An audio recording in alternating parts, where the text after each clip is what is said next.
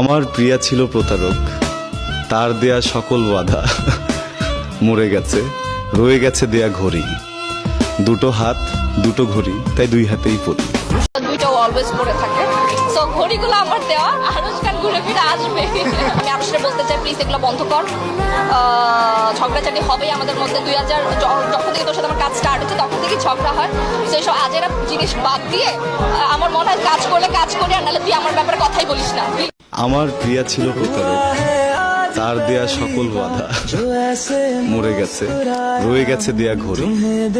দুটো হাত দুটো ঘড়ি, তাই দুই হাতেই পড়ি।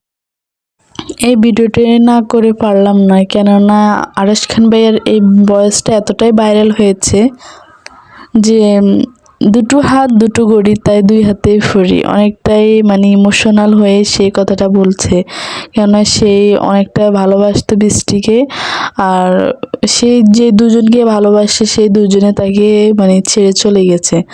তো মেয়েরা কেন তো স্বার্থপর হয় জানি না, ছেলেরাও স্বার্থপর, শুধু মেয়েদেরকে বলবো না।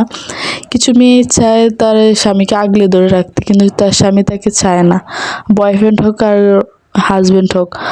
তো আবার কিছু ছেলে কিছু মেয়েকে অনেকটা আগলে ধরে রাখতে চায়, কিন্তু অনেক মেয়েরা তাকে ধরে রাখতে চায় না।